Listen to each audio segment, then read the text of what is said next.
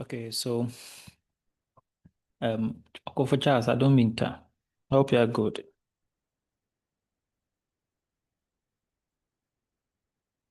Yes, please.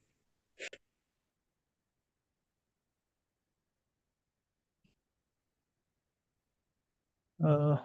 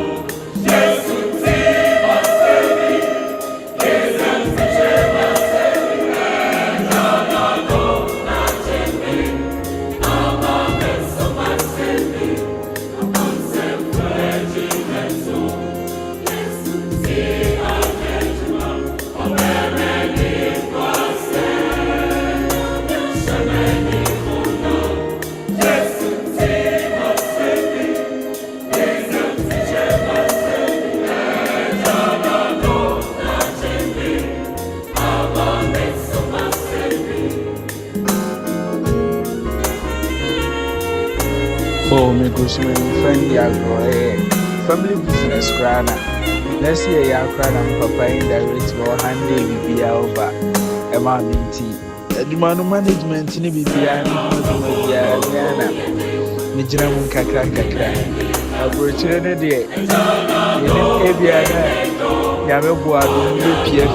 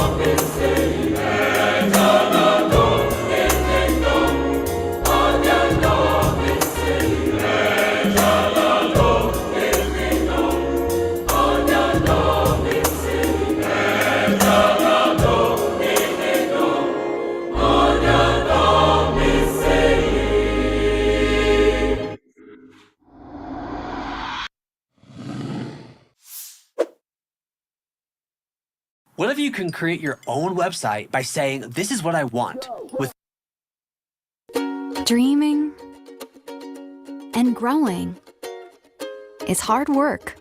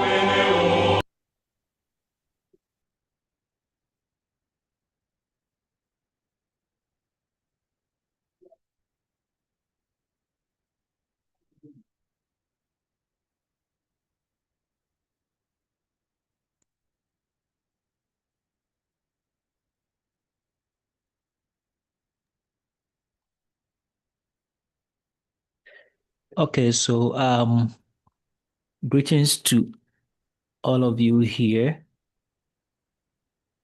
If you can hear me, kindly unmute yourself and let me hear your voice. Or you can give a thumbs up. If you can hear me, you can give a thumbs up so that I would know that you are here. So I see Charles Okofu here. Adum Minta, Maxwell, Prosper, Yaz, Anaya. If you can hear me, let me actually get to know that you are here. Adum Minta has also responded. Okay, Maxwell too has responded. I want to know that all of you are very active here.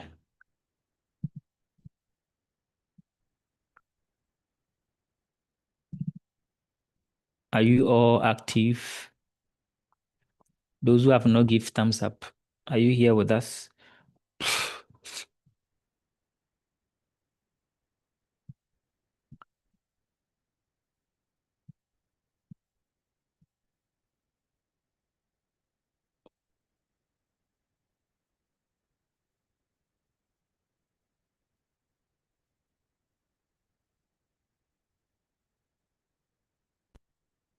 Mm-hmm.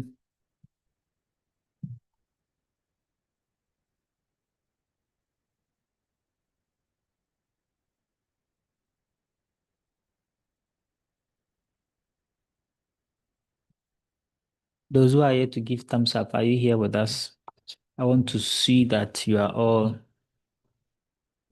active, you are all here.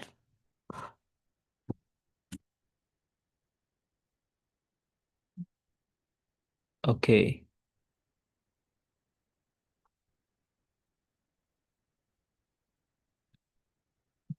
Nanaya, I think I've made you a co-host in case anyone wants to join and it puts them on waiting room, you can add them. But I think I've made it open, so in case of anything, you can monitor and control it because you are a co-host now.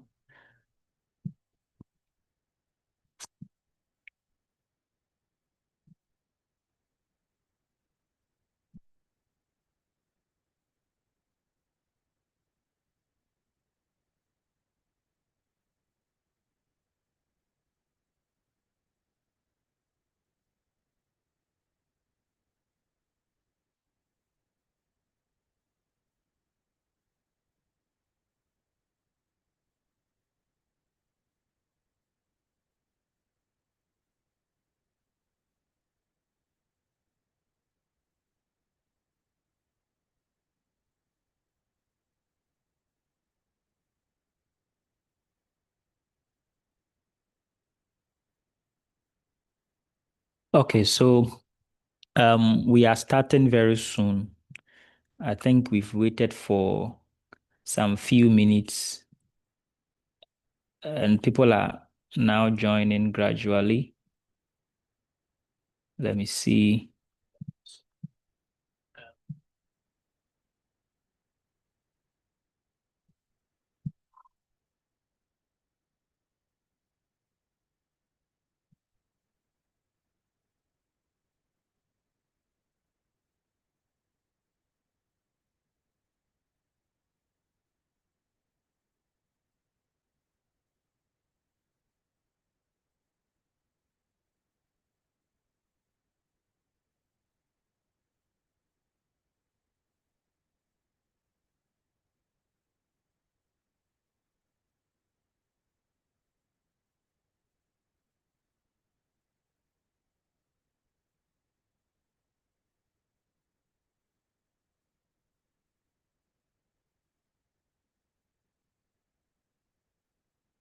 Okay, I want to do a little introduction.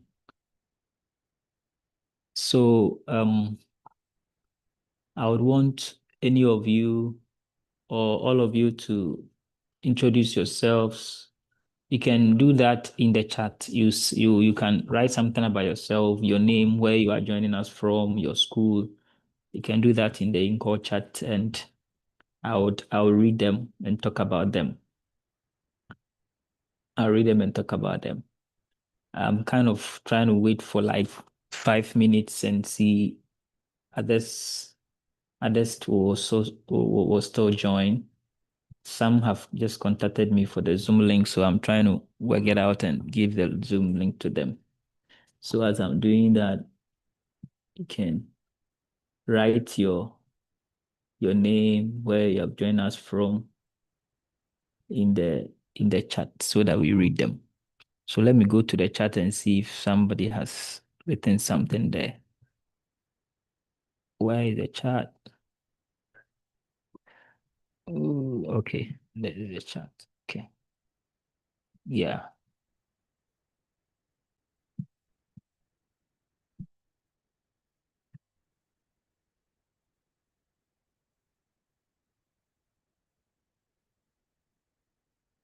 Okay. Maxwell Nyanzu from Bamianko. The school is Jiraman SHS. Oh, okay. So we have an SHS student here. Then we also have Godfred Annan here, student from Valley View University. That's very good. So guys, keep your chats coming. So we have Charles Okofo J, mathematics student from Amstead Kumasi campus. If you join, just introduce yourself in the comment section side. We'll read for everybody to know. So we have Adominta joining from Amstead, level 300 information technology education. Okay, that's very good.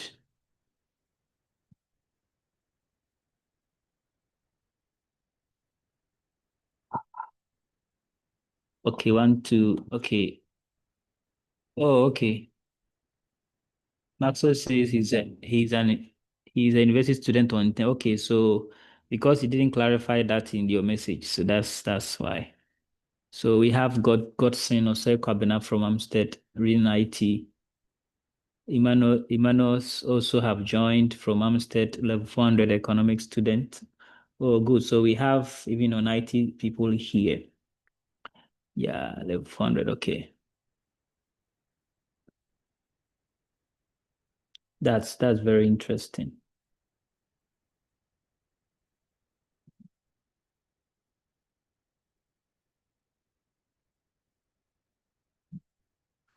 Prince from Ejura completed Homestead Economics. Okay, past student. So we have an alumni also here with us. That's very good. Yeah. Today's meeting is just an info session. So, hey, chips up. Chips up. Okay, chips up. Chips up. Our photographer. Oh, that's good. Why is every school? Hey, chips up. Chips up is our school. That's very good. It's good you are here. In fact, I basically was having IT guys in my mind because I was actually looking at those who be doing their projects and those kind of things. But yeah, it has really gotten the traction, and we even have non IT students who have also joined. That is very good. So IT is not it's not just for IT student.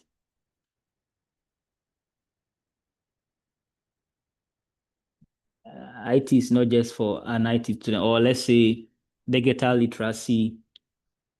It's not just for IT student, it's for everybody because it's our daily lives. Okay. In one way or the other, we are all using digital stuffs. We use mobile phones, we use Word, PowerPoint. The photographers will be using PSD for their photo editing and all those kind of things. So if even you are an English student, you are not far from learning things about technology, or let's say IT, what we always term it, IT or digital literacy. It's something that everyone is supposed to, well, everyone is supposed to learn and know because it's part of our daily lives each and every day. We have Ernest from Amstead Kumasi. Okay. So the level 400 non-IT students are on the path of writing their final year research. Yeah. So as I said, it's basically I was thinking about my IT guys, how they can build their project, their design science research stuff. But I realized that my basic or the default rationale for the group had even extended beyond the boundaries, and I really love it so much. That's why I started. I shared the link, the survey form in there, just for me to know those people who will be on the meeting, and it's very good. It means that this thing is not only the necessity for IT guys, but everyone, even English student, economics student, mathematics, everyone is supposed to be here because the things that we are learning is very broad. Yeah, it's very broad and it will help everyone. Everyone.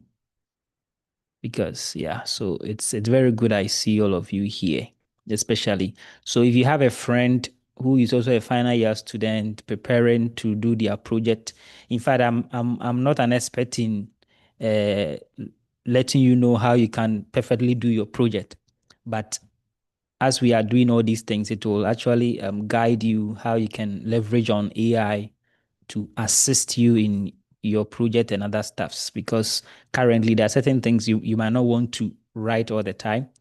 There are certain things that you might not want to suffer searching for.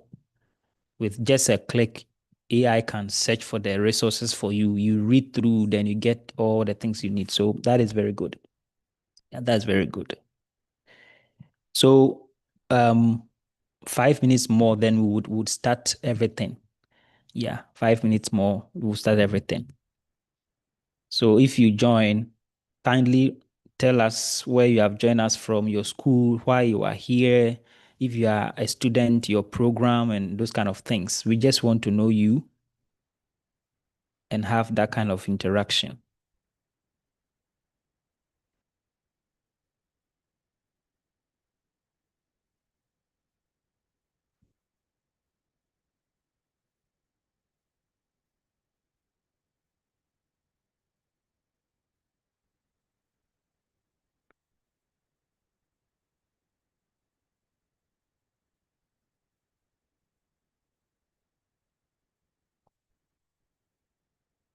Those who have not introduced themselves on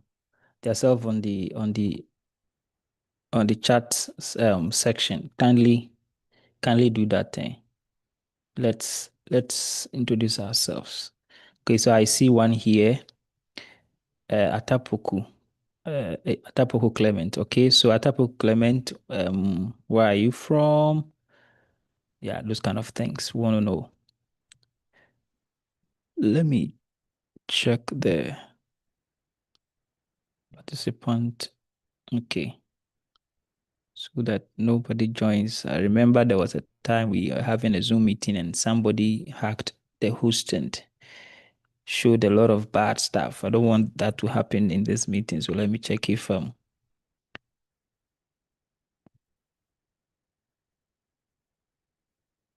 I think the video is off. Yeah. Yeah, Tapuku. Okay, Manuel Boateng, currently a student from Amsterdam. Yeah. Amstead Kumasi, I'm level 300 IT. Okay. Atapuku is also an IT student. Emmanuel Boateng, what program are you reading currently?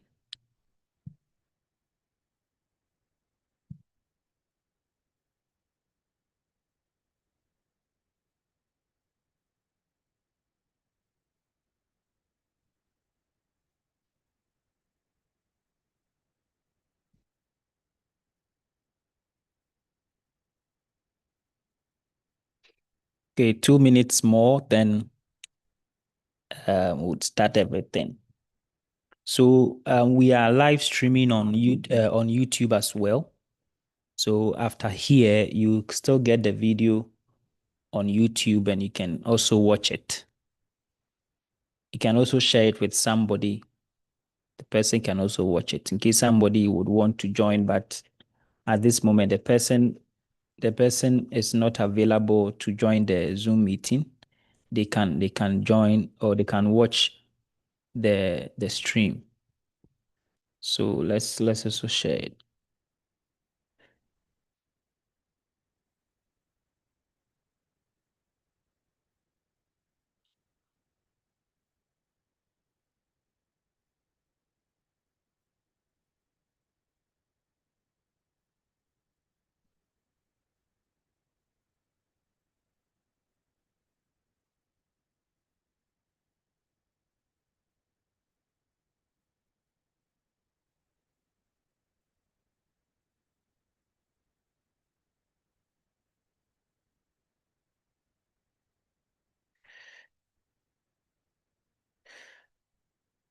Okay, Steven Duku is from Amstead reading mathematics. Yeah. Yeah, math student. Your minor is IT, so that's very good.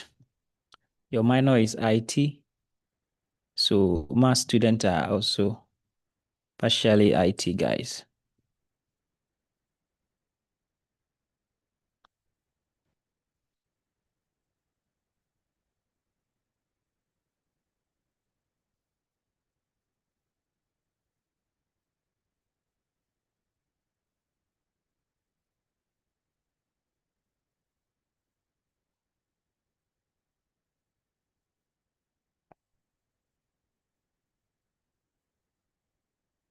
Okay, so I welcome you all once again to today's meeting info session. I'm so glad that you've joined the meeting. In fact, it's a great decision that you've decided to join the meeting today. In the group, I think we have almost 100 members in the group, but not all of us are here. That's fine. This is our first time, so it's not something that is a big problem. So my name is, okay, we have 100 members exactly in the group. And in this meeting, we have 13. Okay, that's fine. That for me, probably some are also watching online because some have asked me for the link. So that's also good.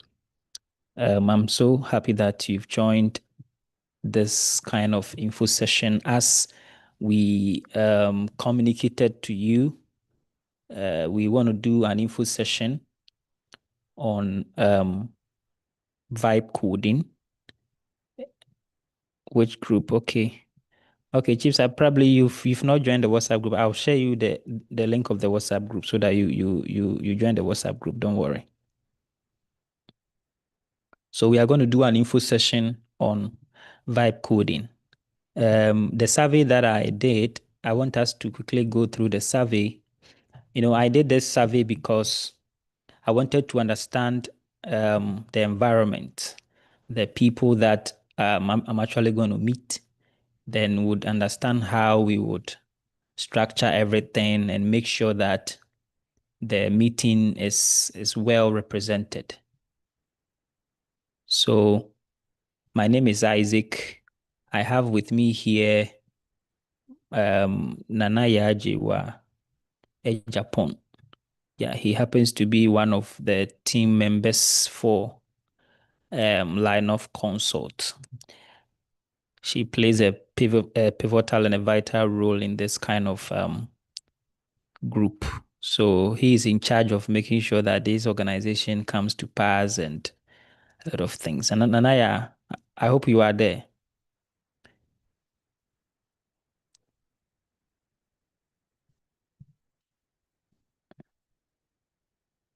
Okay, Nanaya is here. So she has even shared the WhatsApp group link over there. So she's in charge of all the organization and other stuffs. I don't know if Awontra too is here.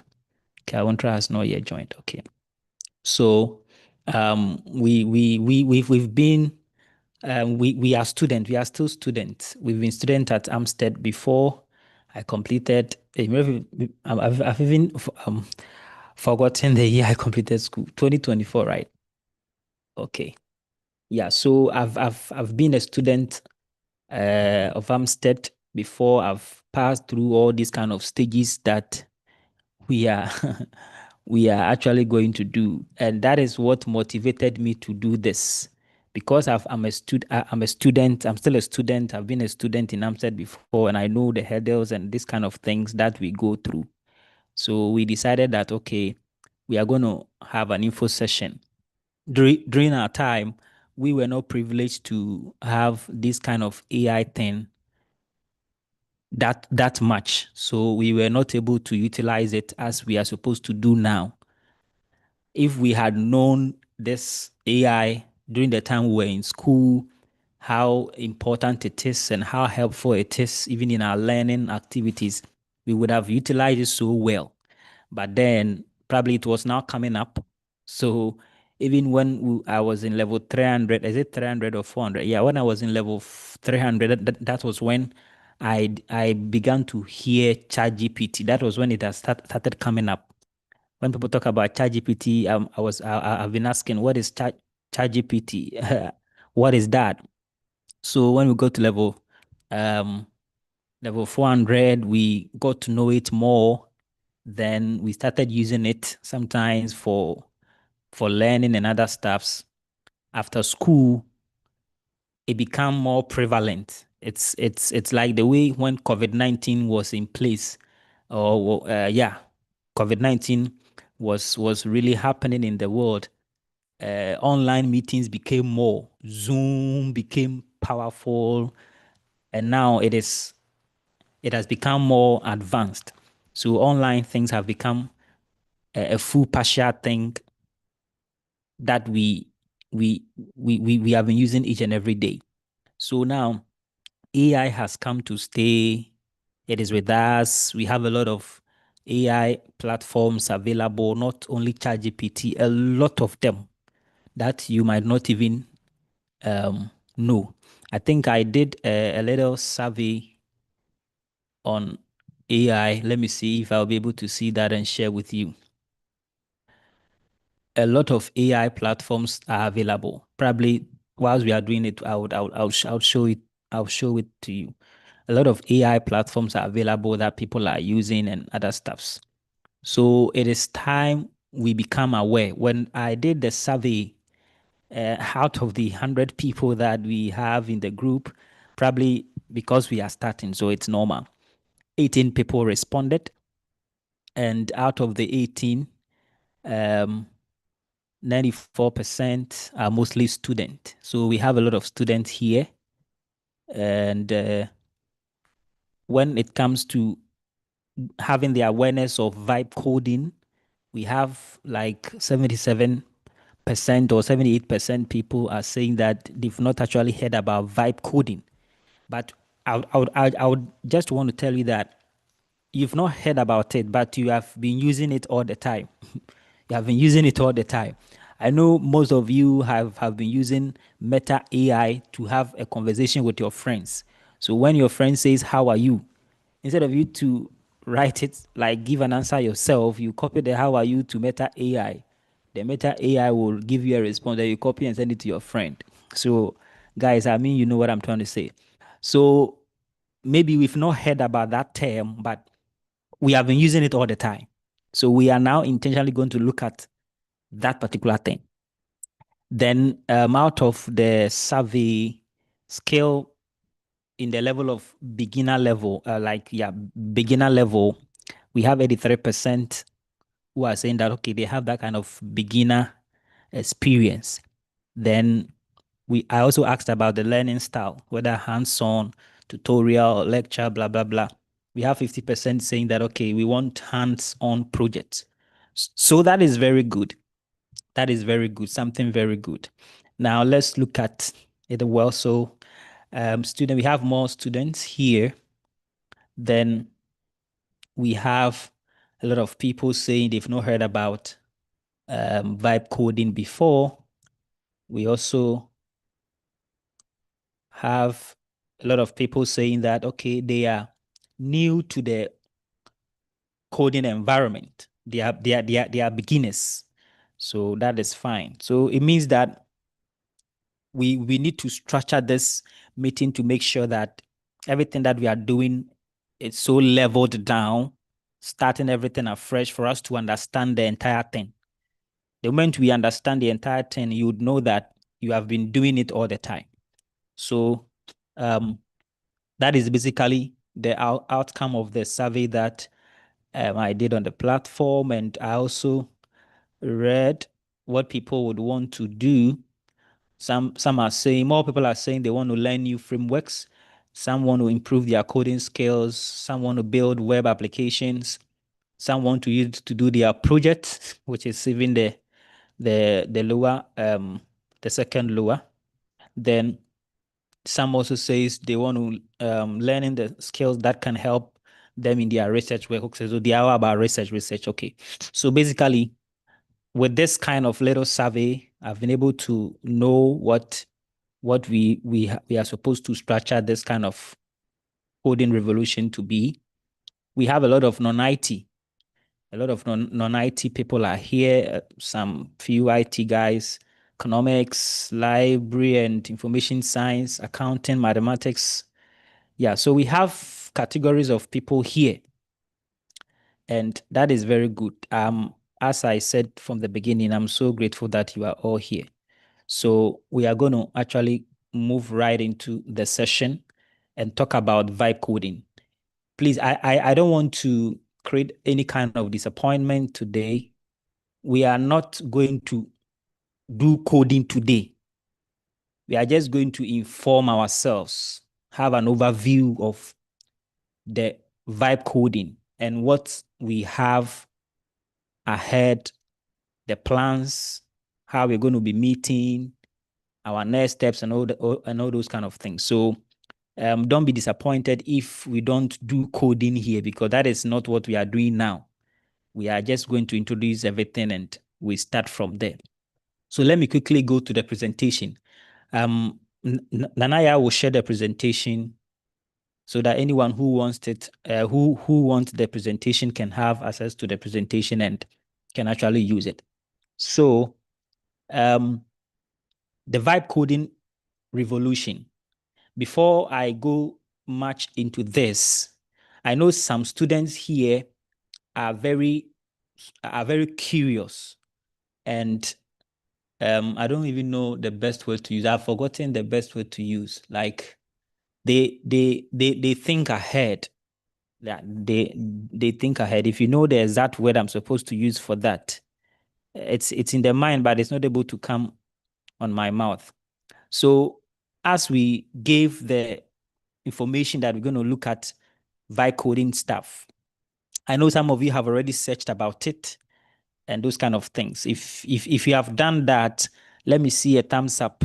If probably you've done that, you've heard about it, you've learned about it, you can say something about it. Let me see a thumbs up. Let me see a thumbs up. Let me check if there's a thumbs up. Am I communicating?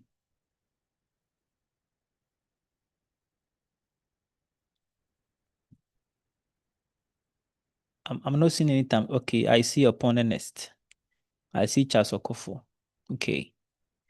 Yeah, please let's all communicate. Okay, let's communicate and make sure that everything is on point here, because it's an online something. If you don't give responses, I might think that I'm not actually communicating well. I love to talk a lot, so I need to understand if I'm really okay. That's very good. Yeah. So Awontra too have joined. Awontra is also part of the Line-Up team, and Awontra, you are welcome.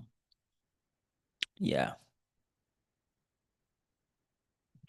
So vibe coding, what is it about?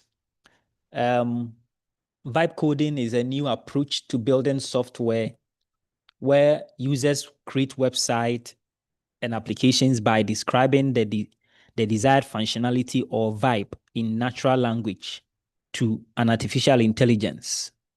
And this AI website builder or AI app builder will be able to do whatever it has to do rather than learning the code by themselves.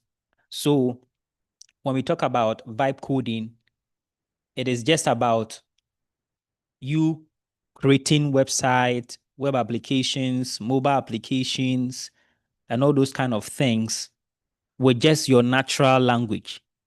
The way you say, how are you? Then someone will say, I am fine. So the one who says, I am fine,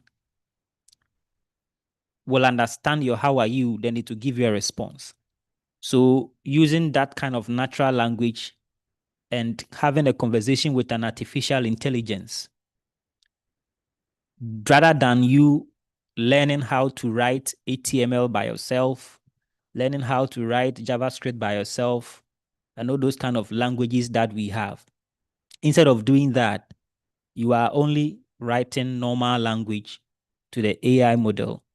Then it gives you what you want. That is what vibe coding is all about. And it was just a term coined by somebody. It was just a term coined by Andrej Karpathy. So on X, that is on Twitter, he just mentioned, described the name for that activity. So people have been doing it, and he just came out with that particular name, vibe coding. And it became so prevalent. And now we are saying vibe coding. So in simple terms, when we talk about vibe coding, it's just about having a conversation with an AI to create a website. So you are just having a natural conversation. When we take out the coding, we have the word vibe. So when you are having a conversation with Meta AI on WhatsApp, you are vibing with it. Okay. If you are not using it to write codes, you are just vibing with Meta AI. So whatever you are asking Meta AI to do for you, that is what we are talking about. So if you are an economics student and you are asking Meta AI to do something related to your staff, just add vibe to it. That is what you are doing. You are not actually writing the technical language to the AI, but you are just writing natural language to the AI. And the AI will be giving you responses based on what you are saying.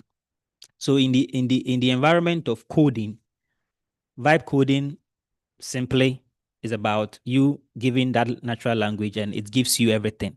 So here you are not the real programmer. The AI is the programmer, and you are the architect.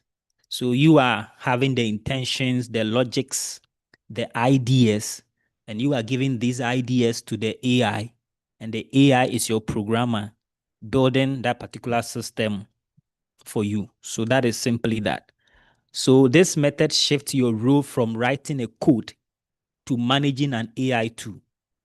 So in using vibe coding, you are not the programmer, as I said, but you are rather the manager of the AI tool, because you are controlling it.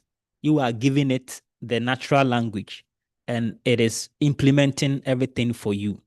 So it handles the implementations effectively, allowing non-technical creators to build complex software purely through prompt and iteration. So when you give that natural language to the AI, we call it you are prompting the AI. You are prompting the AI. If you are an IT guy or you are not an IT guy, you are able to become an architect, a manager of the AI too. So what you are supposed to do now, if probably you are not an IT guy or you are not good in writing manual coding, you can be a manager of the AI tool. And that AI tool will be able to do whatever you want to do for you. Just instruct it. Do this, do that. Put this one here. Put this one there. Remove this from here. So you are just saying it, and it will be doing it. But one thing is that for the AI to be able to do it effectively, you need to give it a proper natural language or a proper prompt. I just want to mean that it's like going before the king of the Ashantis or any king. When you go before a king, you are supposed to speak a language that will not bring any kind of trouble for you. If I say oko ahimfia, kasa bi ho na okoka, yetime chiw dedua.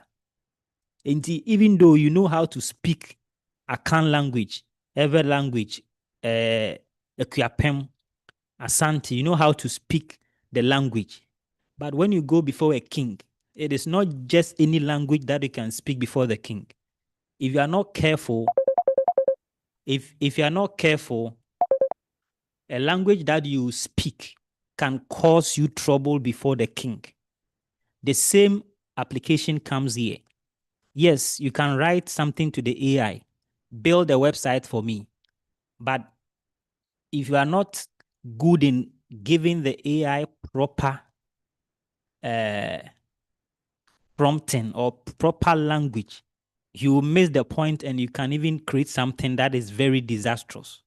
So that is what I'm just trying to talk about. The next one is that with vibe coding, instead of you writing a lot of semicolons, syntax errors, you just focus on high-level logic and user experience.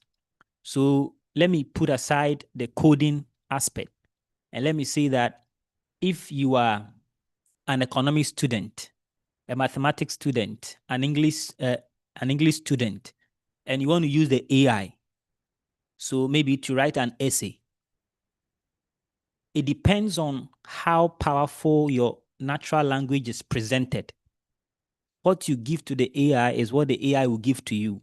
So if you are able to write proper natural language or proper prompt to the AI, it will also give you something proper. One thing you should realize is that AI doesn't think for you. You are the thinker. You are the one to give the logic. So whatever you give to the AI, it will give it to you. So if you give it a proper structure, it will also give you something that is very nice at a go. So don't always think that AI is perfect. That is why even when you're using ChatGPT, it will write under it. AI is not 100% accurate. So proofread before you accept whatever it brings. So put it at the back of your mind. It's very necessary. Whilst you are entering into this kind of vibe coding era or the vibe era, don't ever think that whatever AI gives to you is right. I tell you that when we were starting to use AI, sometimes you give it a question. The question that you give to the AI, it has, let's say, 4 possible answers. The real answer will be inside, okay? The AI will be able to fish out the right answer. When you remove the right answer from the possible options and you give the same question to the AI, you realize that it also gives you another answer. So it means that if you are not careful and use it very well, you might take whatever it gives you, and at the end, you might fail. You will not get what you actually wanted. So let's look at that. I did a little comparison between traditional coding and vibe coding. Doing this, we are not saying that do not learn how to write traditional coding, or vibe coding is not a replacement of proper programming or proper coding or the manual hard coding. No, it is not a replacement. Okay, it's like saying that self-made driving cars is not a replacement of a driver. The fact that we have a car that can drive by itself doesn't mean there shouldn't be a driver. It is just something coming to help and enhance the way transportation and those kind of things actually works. So vibe coding or AI coming into place doesn't mean it is coming to take away programming, learning how to write manual code, because these kind of environment were created by software engineers. It is people who knew or who knows how to write codes. They build the AI models. So even if you are not a programmer and are using the AI, know that it is a software engineer who built it. So it can never replace the programmer. It rather becomes an advantage for the programmer to make things very fast for the programmer.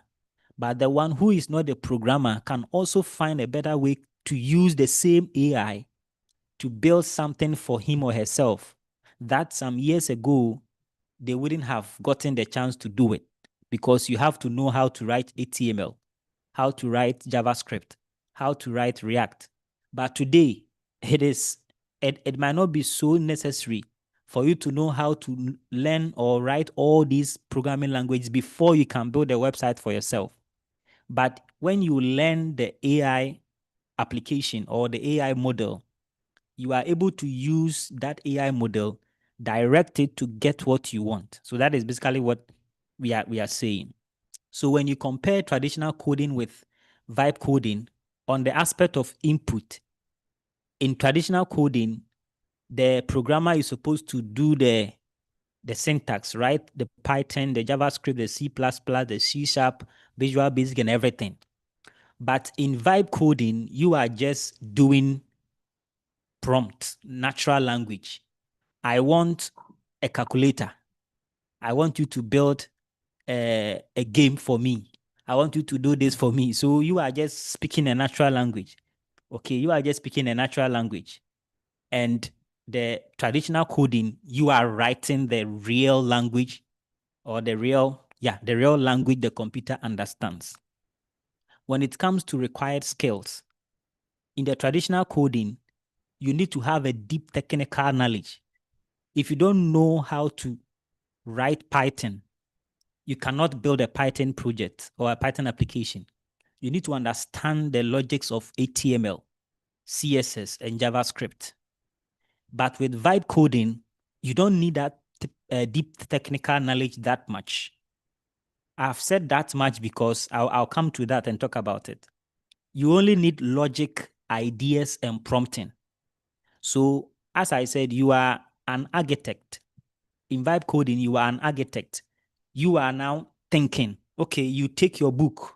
I want to build a house. I am not a mason or a contractor or someone who will do the actual work. I am just an architect, so I will just have the plan. If I get all the plans, then I'll have to employ a mason, a carpenter, a plumber, and all these people to build it for me. So that is how vibe coding works. So you have the logics, you have the ideas, you have the prompting. So in a way, you are going to think, but not so much technical, because you don't need to know how to actually write Python before you can do some of these things. Then when it comes to speed, when you are doing traditional coding, yes, as usual, it's a bit slower because everything has to be manual. If there's an error and you have like 10,000 lines of code, you're supposed to read through, check it line by line to understand where the error is. So I remember some time ago when you are doing manual coding and someone wants you to build a website for the person, you give the person like 6 months, 3 months before the work will be ready. But with vibe coding, you are not going to give the person 3 months or 6 months. Even within a week, you can build a project and get it finished and deployed. So let me come down to the aspect of doing research with AI. Some time ago, if you're supposed to do research, you're supposed to go to your browser, take your time, search for articles, papers, before you can get your research done. It will take much time for you to gather all these materials together. But today, with Vibe in AI, for example, Notebook LM, you can just give Notebook LM a document. You start chatting with Notebook LM. I am doing a research on this particular thing. I have added a source, let's say a book having 1,000 pages. I want you to read the book, let's say chapter 5, and help me to understand the entire context in chapter 5. Now, AI will be able to read the book within a short period of time and give you just an important point that you can use to enhance your research. So you see that the speed at which it's Notebook LM. And I'm write it in the chat session, or probably copy, search it on the internet and copy the link over there for them to see it. Yeah. So today, if you are learning, you don't need to worry yourself reading every content of the book to understand what it means. If, let's say, your lecturer gives you the soft copy of the book, or you have the soft copy of your course, you can import the soft copy, the PDF to Notebook LM or ChatGPT. Then on the Steady Learn feature for ChatGPT or Notebook LM, it can help you learn the book. So let's say, okay, today I want us to learn chapter 1. So the AI will focus on chapter 1. Then the AI will summarize everything in chapter 1. If the chapter 1 has, let's say, 20 pages, it will read everything and give you a summary of chapter 1. Okay, after reading everything and giving you the summary, it can give you follow-up questions. This and that, this and that. So instead of you sitting and learning book manually, you can use AI to learn fast. You need to understand it. So it will help you summarize, give you visualizations, give you questions. Even after everything, you can ask it to set questions on that chapter. And the AI will set questions on that chapter for you. Go through the question like a past question. And I tell you, when you are ready for exams, there will be no means where a question asked, some of the questions will not come from the questions that you actually had with the AI. So AI has not come for us to stop learning, because if you're supposed to go and do the exams, the AI cannot come and do it for you. But the AI can help you learn faster. Sometimes you need to read a whole chapter before you get an understanding, but the AI can summarize it for you and give you the important gist. Then it makes learning become very easy. There are certain things in the book you don't even have to learn it or read them. But if you don't read those ones too, you cannot understand everything or get to see the point you are into. As you are going to do your research, those who are in final year, the whole research thing that you're going to do, certain difficulties you are going to face, the chapters, how to write the abstract, chapter 1, chapter 2, chapter 3. We are not saying let AI do everything for you, no, because AI sometimes hallucinate. It can give you a citation or a reference that do not exist, and that might even cause you more harm. So what you can do with AI in your research is that when you have the chapter 1, or you have written something on the chapter 1, you can just let the AI read through the chapter 1. Then you ask it to improve or suggest improvement for you. You should read it and check grammatical errors, like make it more academic oriented, suggest how best you can improve it. The AI would cover or will pick resources online and give you suggestions on how you can improve the chapter 1 based on the research topic you are working on. Then you read through it and you improve it. That is how it works. So at the end, you are not letting the AI write for you. You have the logic and the idea, but you are prompting AI to help you improve upon your research. That is something you are supposed to know. If you don't take care, AI is going to make you lazy. So anything that helps human beings in our daily lifestyle, if you don't control it, it is very going to be a disadvantage to you. Because when that thing is off, you will be skillless. You'll be skillless. You'll be idealess. So you have to get the idea, because remember that the AI that you are using, somebody sat down to create it. Somebody sat down to create it. So if somebody had that kind of high-skilled knowledge to create something like this, don't let it make you unskillful, but rather let it make you skillful, so that you will be able to have more knowledge than you even had. That is something you should know. Then role of the human when it comes to traditional coding and vibe coding. I'm trying to mix up coding with general stuff, because I've realized that not all of us here are IT guys.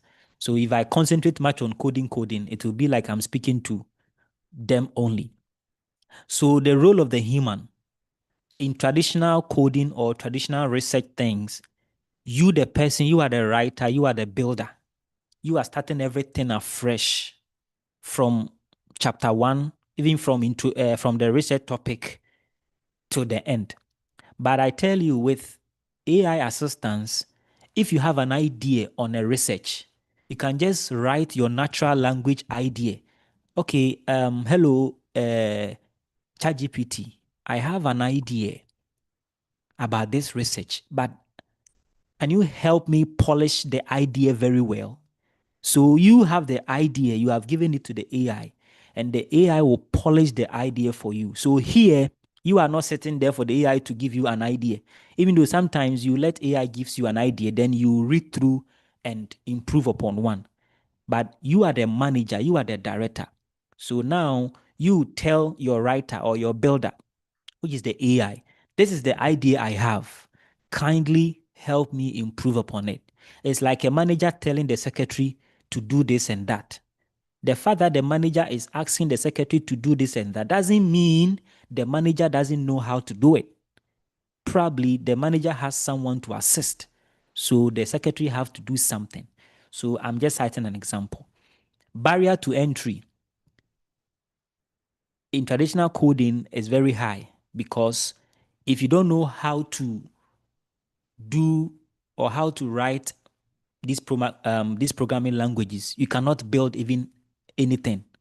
Even if you are an IT guy and you don't understand HTML, CSS, JavaScript, you cannot do your project. That is why when it's nearing our project, I'm just saying it, some student might want other people to do it for them, pay money here and there.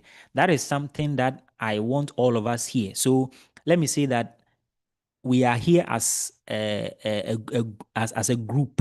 Let's say, a group of students who are coming together to learn and understand how we can build our project by ourselves, by not actually paying huge sums of money. Because after all, if you are an IT student, if you are an economics student, a mathematics student, this and that, and today you let someone do your project for you by paying the person or doing this and that, and you get it done perfectly, never think you go scot-free. Because one day you get to a point, even if you have billions of cedis, you cannot give it to anybody to do that thing for you. You still have to do it yourself. So why don't we start now? Why don't we think of how best we can do it ourselves? We are not saying that you cannot seek help. Even seeking, using AI to help you in all these things, you are seeking help. So you cannot be a researcher without seeking help. You have to seek help from people who are experienced.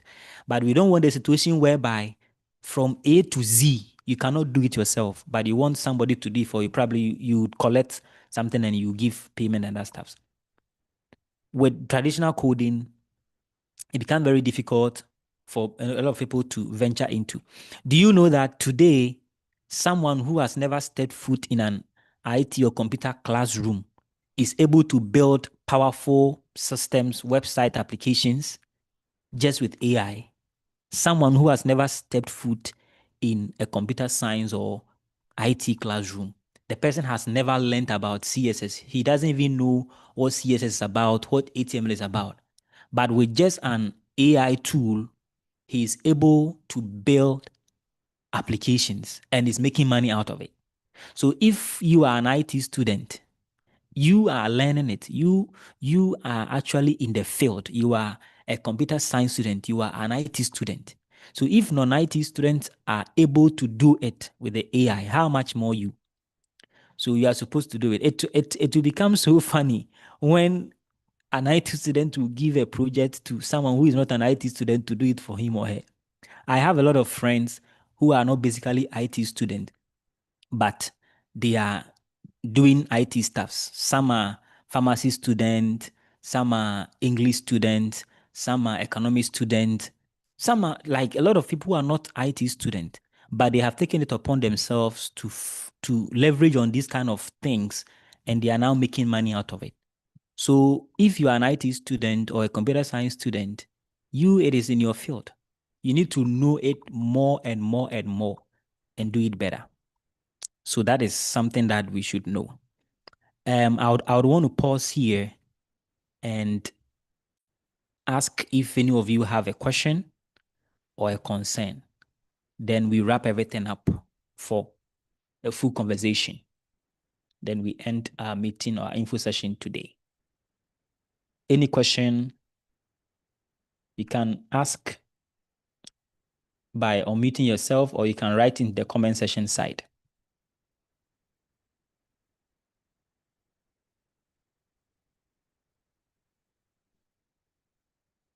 Are we here?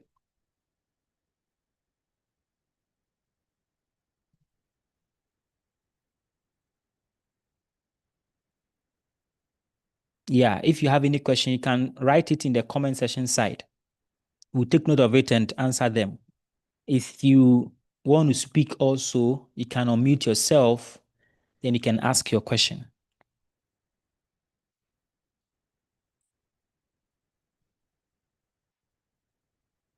Okay, I think there are no questions for now. Okay. So when it comes to vibe coding, the AI tool you use act as a junior developer. So always know that you are not giving everything for the AI tool to do it for you. It becomes your junior developer. Okay, do you have specific AI tools you can introduce? Yeah. So I would talk about all of them. We have a lot of AI tools that are available for specific purposes. So we will talk about all of them.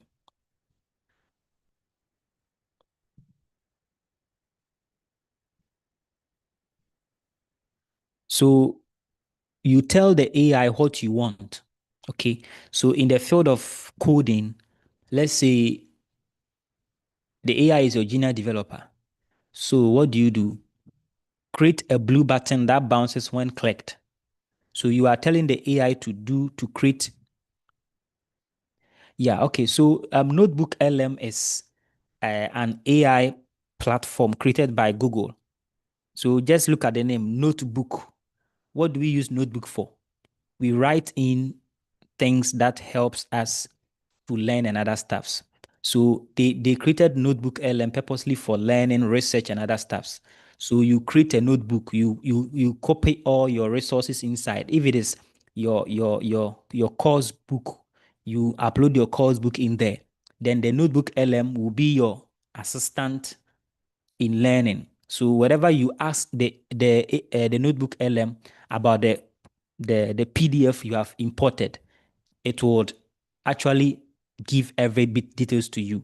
If there is a quiz on a chapter in the book, the answers it will give will be directly from the book, not outside the book. So it doesn't think outside the notebook that you provide. It thinks always on the content you have provided.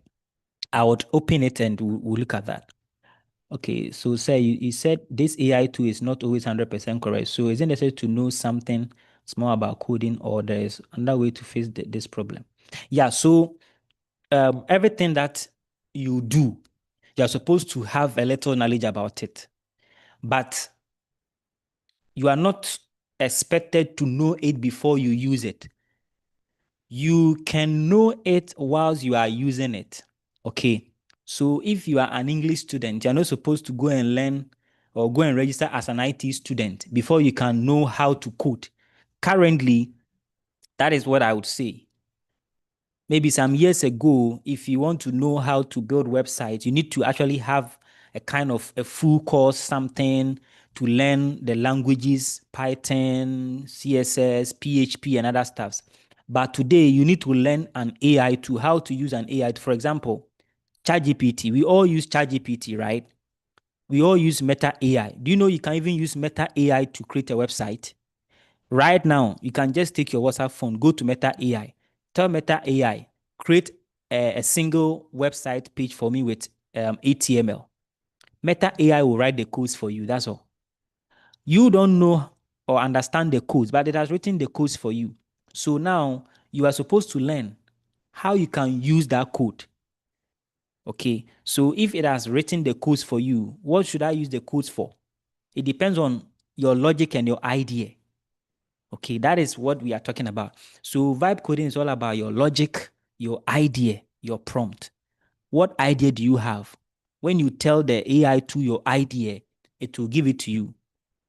It's like if you want Gemini to generate an image for you, when you ask Gemini, generate an image for me, what image is it going to generate? But you need to tell it your idea, the particular image you want, how you want it, how it should be, the colors the image should portray. So you give it your idea, your logics, and Gemini will give you something better. So that's how it works currently. So the AI would generate the HTML, the CSS, the JavaScript to make that happen. If it looks wrong, you don't rewrite the code. So when you are having a conversation with AI to build a website for you or to do this for you, okay, create a button that does this for me. When it gives you the code, if something is wrong in the code, you don't rewrite everything again, but you only give it another prompt. Let's say the color of the button, you want it to be red, but it gave it to you as a blue color. So you just tell it, I want the button to be blue color, not red. Or let's say, I want it to be red, not blue. So it will say, okay. Then it will change the color of the button from blue to red. So in here, you are not going to start writing the code or you are not going to delete anything from the code. You only reprompt for the AI to review what it did, and it gives you the better version. So if you don't have the idea in your mind, it cannot also do anything better for you. Okay, it cannot do anything better for you. And some of the benefit of AI, I've talked about it in the chart that I showed. The speed, lower barrier to entry, and the creativity. So if you are you doing vibe coding, it has the speed. Okay, it has the speed. Something that can take you 10 minutes to do by yourself, AI can just take 2 minutes to do it. It can just take 2 minutes to do it. And lower barrier to entry. It means that you don't need to know any code before you can build a website. So if you are a non-IT student, you want to learn how to build a website for your school, or let's say for your business, okay, you can choose to do it yourself by learning the AI environment. For example, we have Lovable. Lovable is an AI environment that is used to build websites and web applications. So if you have not heard about Lovable before, you now go to the internet and search about Lovable. What is Lovable? What can I use Lovable to do? When you read about Lovable, it's like you knowing how to use WhatsApp. Are you aware that up to date, some people don't know how to even do settings on their WhatsApp? Why? Because they have not taken their time to learn how they can change some of the settings on WhatsApp. So up to date, people are still being hacked on WhatsApp. Why? It is not because WhatsApp is difficult to learn or to know, but it's because they fail to learn how they can use WhatsApp. Because when someone is trying to hack your WhatsApp account, WhatsApp is going to send you a message that do not share this code with anybody. By why then would they share it with somebody? So it's about you learning to do the thing. The moment you learn and understand it, you can use it. Many people, when WhatsApp came, we didn't know. Even recently, I wanted my status to be reshared when I posted. I didn't know how to do it, and I asked about it, and someone showed me that okay, if you want someone to reshare your status, go here, and do it. They will not come and announce to you that, okay, we have added this to it, so go here and do it. You have to be familiar with the application. Then you always learn the new features they add. So today, you can put something on your status. When you activate it in your settings, you don't need to let someone tell you, okay, I want this picture, send it to me. If the person wants the picture and you have activated reshare on your WhatsApp status, they can reshare the image right away without asking you to give them the image in their inbox. So that is how AI environment works. Never think that because you are not an IT student or an IT-oriented person, you are not supposed to learn something about Lovable, something about ChatGPT, something about Meta AI. There are a lot of things Meta AI on WhatsApp can do that you have not even researched to know. So if you are there, you can just ask the same Meta AI, hello Meta AI, what can you do for me here in WhatsApp? Then it will give you, oh, I can do this, I can do that. Okay, can you write codes? It can tell you something, okay, I cannot do this, this, and that, even though I can give you something like this. So you have to be very sharp. You have to be curious. You have to have a lot of better ideas in your mind. Because the more you have the ideas, the more you are creative, the more you get the best from these AI tools. It is in the IT field, we call something Westwork. What you see is what you get, and what you give to the computer is what you get. And so if you are very creative enough, you can get something better and better. So as we are doing this kind of sessions, when we start with the practicals, we will be looking at some of these things. Prompt A, prompt B, what are the differences? So you would understand that it's about your creativity and nothing else. And when you are using AI, there are common challenges that you are going to face, okay? As I said, never think AI is the ultimate. Never think AI is the ultimate. The reason is that those who build some of these systems, they have policies, compliance stuff that they use in building this system. You can go to ChatGPT. You try this. Tell ChatGPT that I want to build a hacking tool to hack a company, and just read the response it will give to you. It will tell you that I am not built to build, or I am not built to do that particular system for you. So it means that these AI models, they have been built following certain policies and compliance strategies. So you cannot use AI to build a hacking program. The moment you use the word hack, that you want to do this particular thing, it will tell you, I'm not built for that. I'm not trained to do this and that. So it means that even though we have AI doing powerful things, there are limitations they will set into it. And these limitations are something that you need to get as a human being. That is why sometimes when you are filling something online, the moment you start to enter the website, it will give you a certain screen. Confirm you are not a robot. Confirm you are not a robot. It means that website that people build, this kind of system that have been built, they have limitations to check whether someone who is using the website or using the system is not a robot. It means that if you are a robot, you cannot be able to do whatever they are asking you to do. It means that if someone is able to build a robot, robots are built powerfully, but they are built with restrictions and limitations. So there are certain things they will not allow a robot, even though the robot is very powerful to do magical things. There are certain things in the IT or the digital environment they have limited the AI to do. It is only a human being that can do that thing. That is why when you are filling something, Cloudflare will give you a notification, confirm you are not a robot. Then you confirm. If you are a human being, you can be able to read that thing and confirm. If you are a robot, it doesn't matter how intelligent you are, you cannot confirm it. So it means you are a robot. So you cannot build a robot that can confirm that to hack into any particular system. I believe what I'm saying, I'm actually making sense.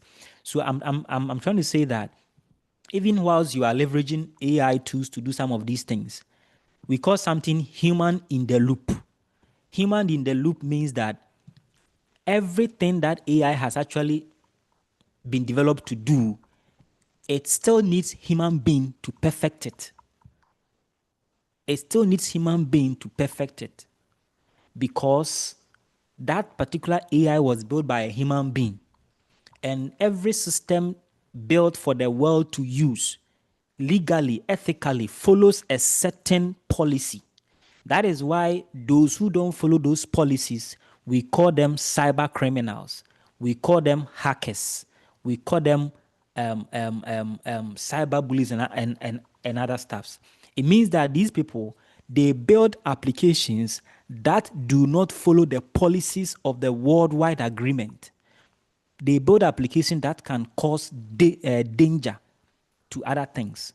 So you need to understand all these things before you are using vibe coding. Don't just use it, understand it, because it has challenges. One of the challenge of AI is that it will hallucinate. Recently, I read a report on the internet where a full company was sued. They were sued because they did a research. That research that they did, they used AI to do the research. They didn't proofread the research. The AI gave references that didn't exist. It hallucinated a lot of references in the research, thinking that these references existed, but they never existed. And when they did a human proofread, they noticed a lot of errors, and the company was sued. So if you are using AI to do your research, don't just take everything it gives you. I tell you, AI can give you a particular reference, the book number, the book title, a name of the person. But if you do a human in the loop analysis, you realize that that person doesn't exist. That book doesn't even exist. It is called hallucination. It will just hallucinate and create a non-existent library. So if you are not careful, you get everything wrong, and copyright and this kind of research cheat would capture you. And you in academics, when such thing happens, you'll be in a serious trouble. So please, as you'll be using AI to do your works, especially programmers or those who will be doing vibe coding, never think if you ask AI, I want you to build a login system for me. Never think the login system that the AI has built is perfect. I tell you, we are currently doing a research on vulnerabilities in AI. We have top 10 security risk that vibe coding brings when you use them. If you don't know the security risk, you just ask Lovable to build a system, thinking that Lovable, Copilot, ChatGPT, Gemini, whatever it gives you is perfect. No, it's not perfect. When we put it on a security analysis, it will give you a lot of vulnerabilities that will let hackers hack into the system. So you need to be aware of some of these challenges so that when you are building the system, you build it well. That is why we have the proper prompting. So if you say, okay, AI, build a login system for me, the AI is not going to think about what security measures am I supposed to put in place to build a login system. It will only build a login system for you.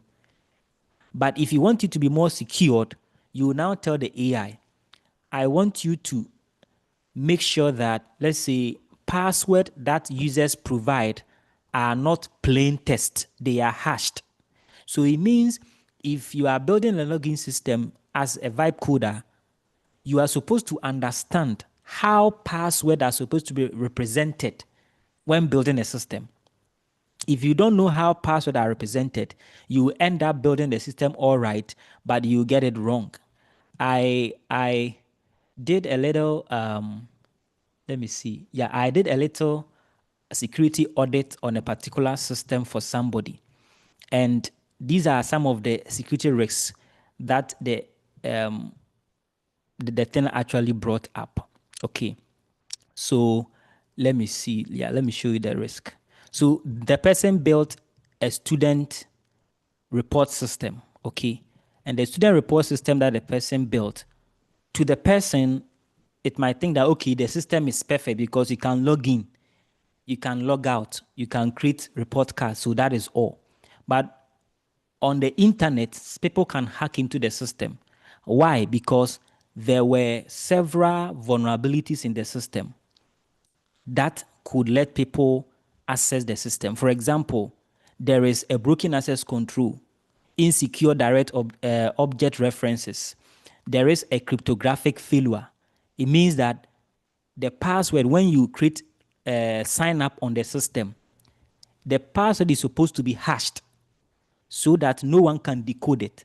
But when the password is saved, it is saved as, let's say, if you create 123 as your password, the same thing is saved on the database as 123.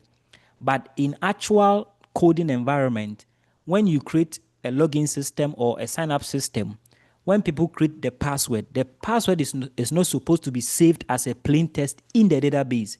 It's supposed to be hashed. When it is hashed, it becomes difficult for you, even the programmer, to decode it.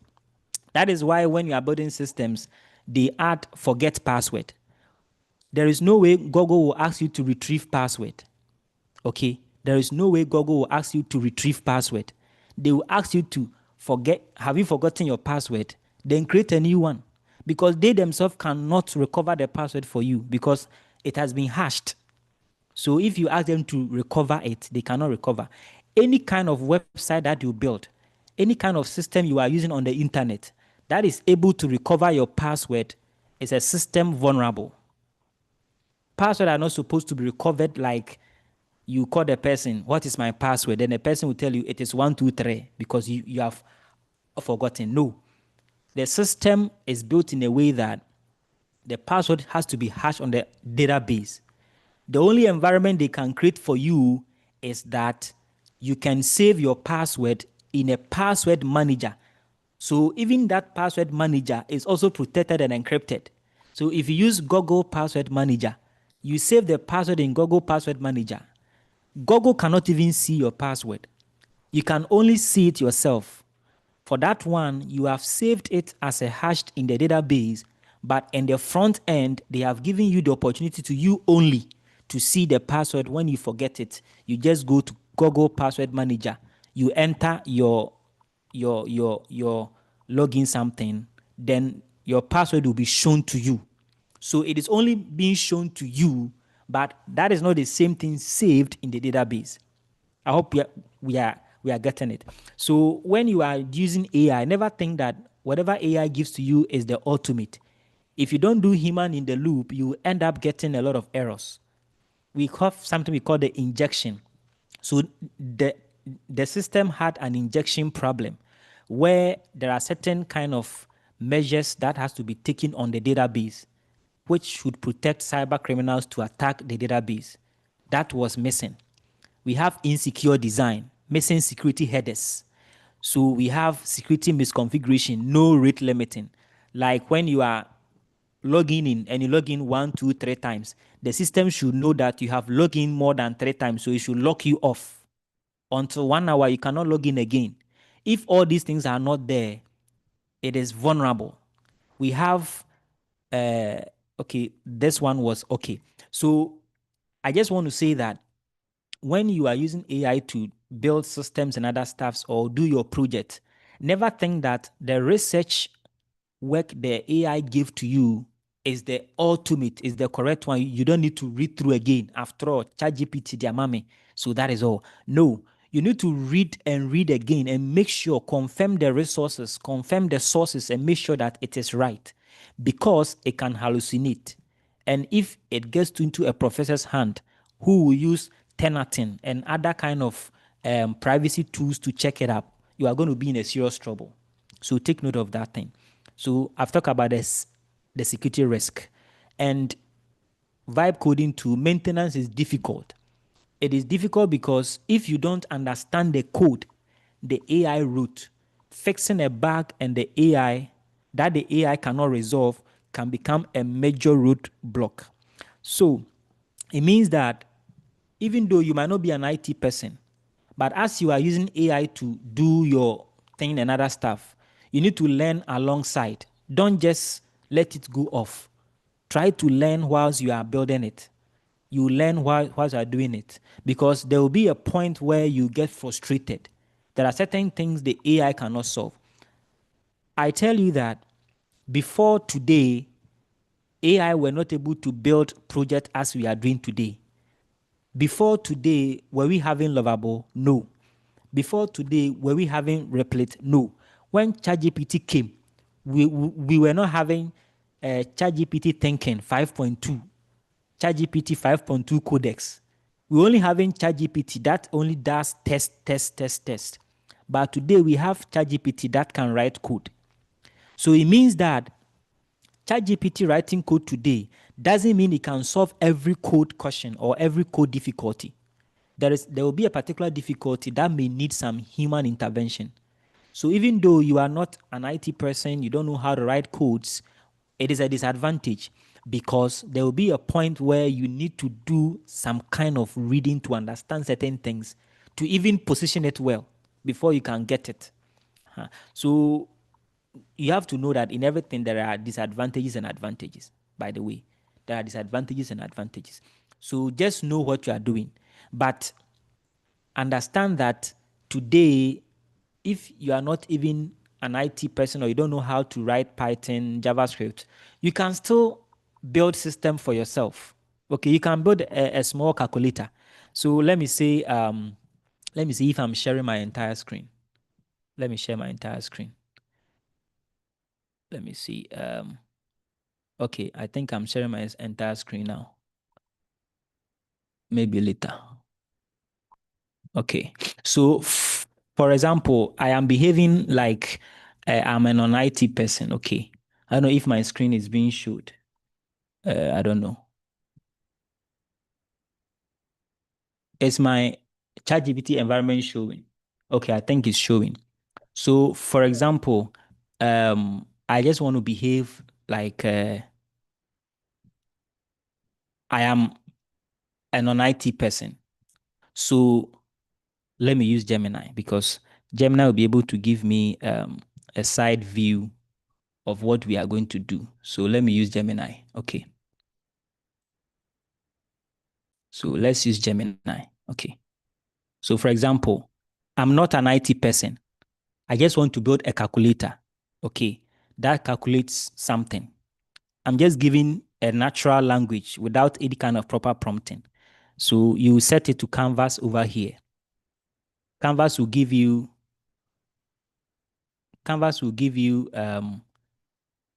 a visual view of what you're actually writing. So let's say build a calculator for me. I'm just writing this, okay? A calculator for me, a simple calculator for me. So a simple calculator. This just came to mind. So I've just written this one. So the AI will be thinking and it will build a calculator. So I'm not an IT person and I've only told Gemini that build a simple calculator for me. I don't even know what the AI is doing. I don't understand all these things that it is. So now you see it has built a calculator for me. So this is a calculator the AI has built. Okay. This is just a calculator the AI has built. So this calculator, I'll just use it. That's all. So it has built a calculator. So this is a calculator. So when I type 2 times 2, what will be the answer? Oh, I've done 22. 2 times 2, 4. Okay. 8 times 9, 72. So it means that you can be somewhere. You need to calculate something. You don't have your scientific calculator on yourself. So you can just tell the AI, build a scientific calculator for me. Calculator for me. So it means that with AI, you can get a scientific calculator without buying one. You can get a scientific calculator on your phone without buying one or without going to pay for an application on Play Store that someone has built. Today, because of AI-assisted coding, there are certain applications you don't need to buy online again. You can build it yourself with AI. So it has built a scientific calculator for me. Okay. So it has added some few scientific stuff. But I know this is not a pure scientific calculator. If you understand what a scientific calculator is supposed to be, you can keep prompting it. I want to have it like this. It should be able to do this. So I have this over there. Okay. So let's say I want to do 4 times 6, 24. So now I have a calculator. You see how it works. That is how AI assisted works. I am not concerned about the codes. These are the codes. So if I don't know how to read these kind of codes, that is not the problem. But I've been able to get the calculator. The next thing is that how will I be able to publish this online so that anywhere I can access it myself? Then you learn how to do that as well. So this is a calculator I've just built within a second. But some time ago, if you want to build a calculator as a programmer, you need to sit down and write these lines of code. Let's see the number of lines the AI wrote.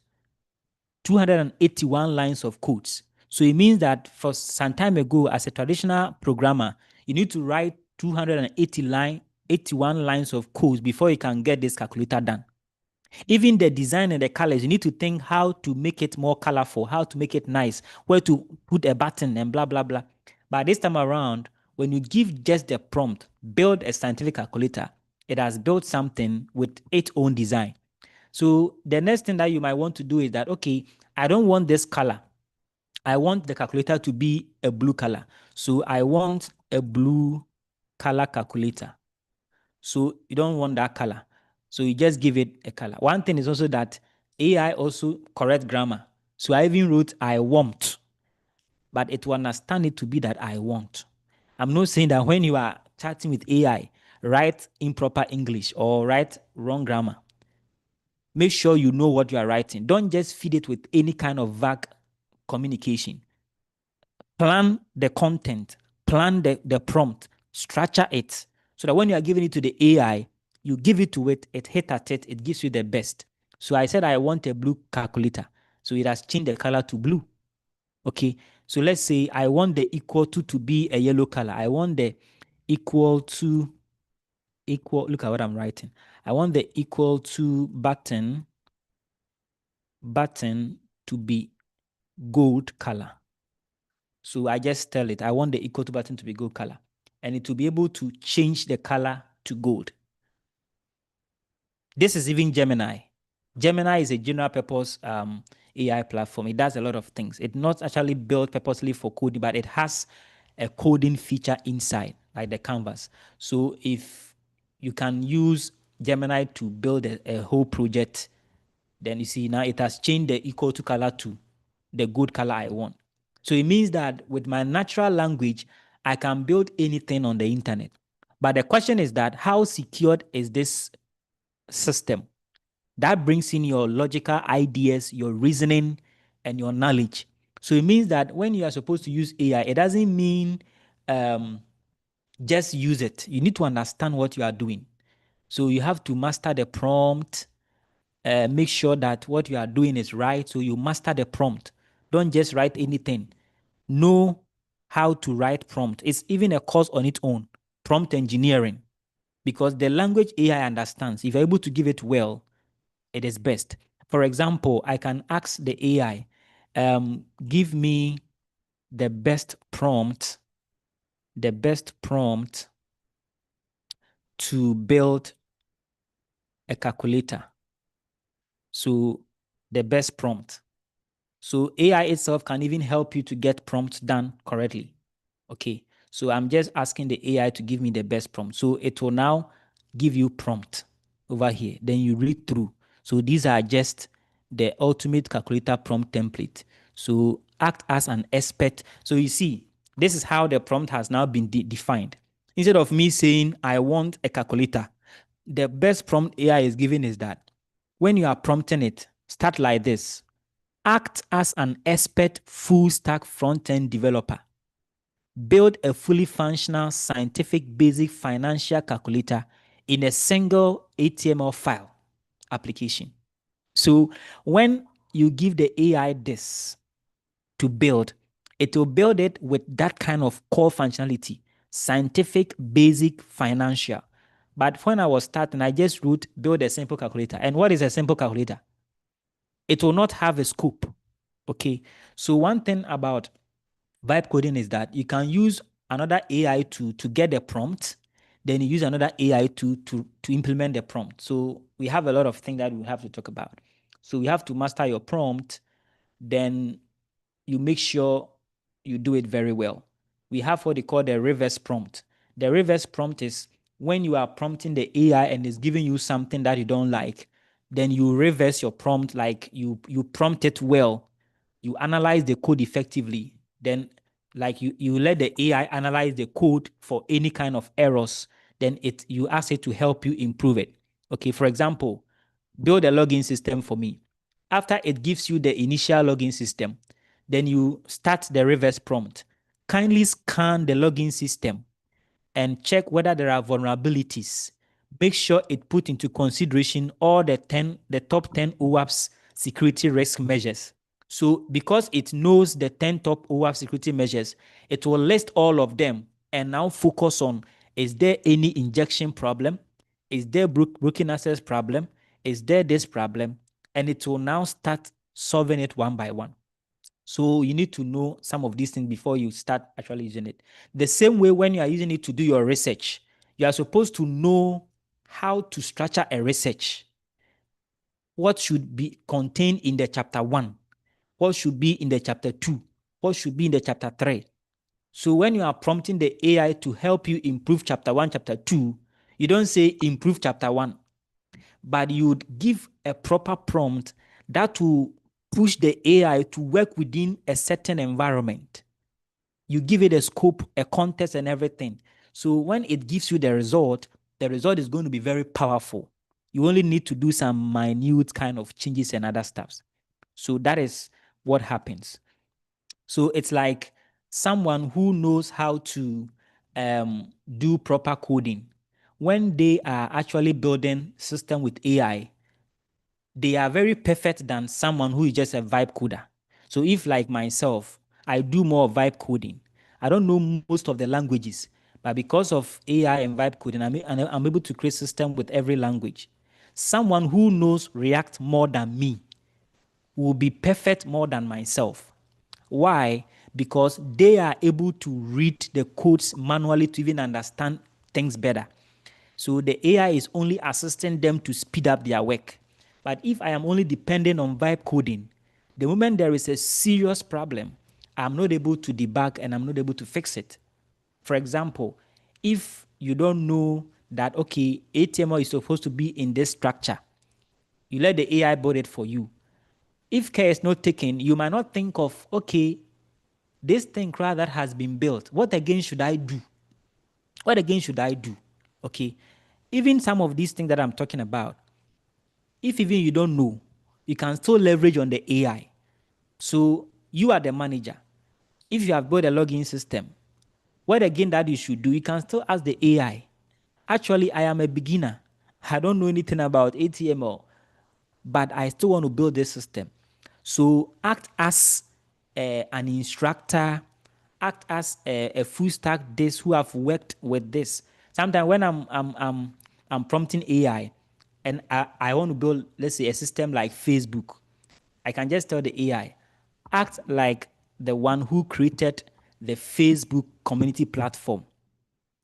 With your experience in building this particular platform, do this and that. And it will be able to picture itself like the one who started the Facebook platform, and it will build something that is so similar. It will clone the same system for you, and you now start and you improve it. So the ideas and everything is in your mind.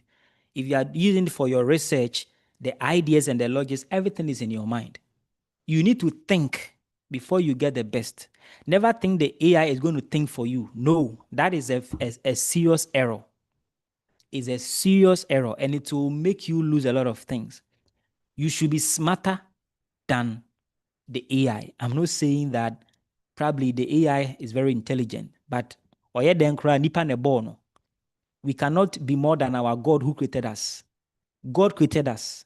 So even intelligent bi a yɛwɔ a ne wiase ebitumi create rocket ne etu na wiem obi sɛ okosi hotel wɔ moon no so people who want to go there should pay.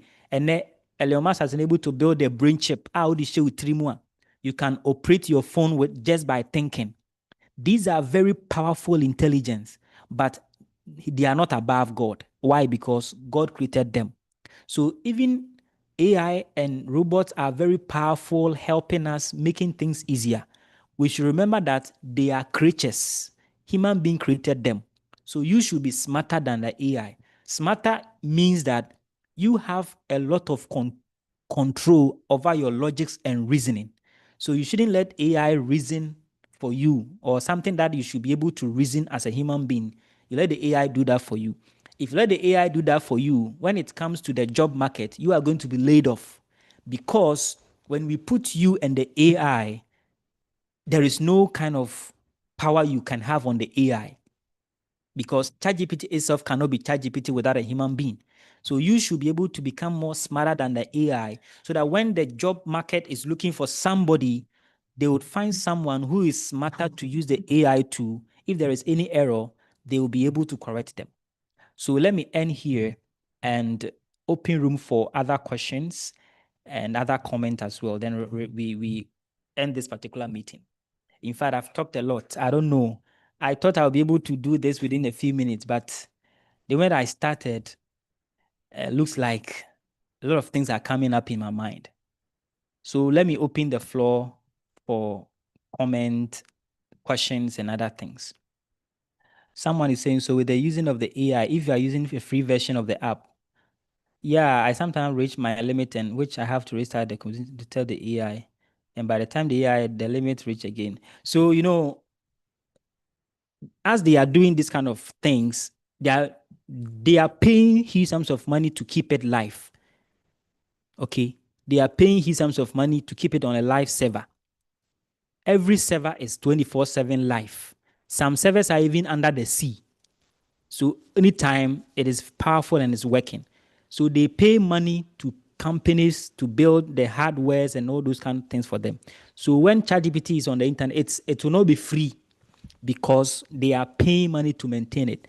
So if you want to use it, you also need to contribute by paying. So it's like you asking someone to build a website for you. The person will not do it for you for free. You will pay like 6,000, 10,000 for the website. So the same way, if you want to use AI to do something for you, now the AI is your assistant. So you need to pay your assistant to do it for you. If you want the best from your assistant, give your assistant more money.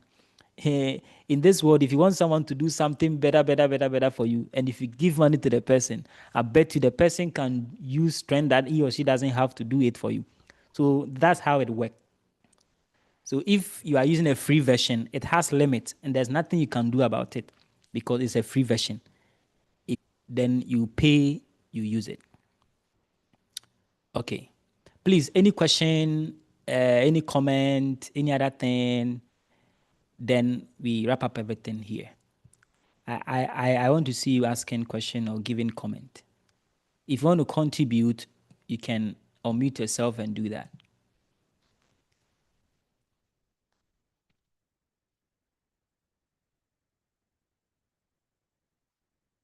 Hello, are we here?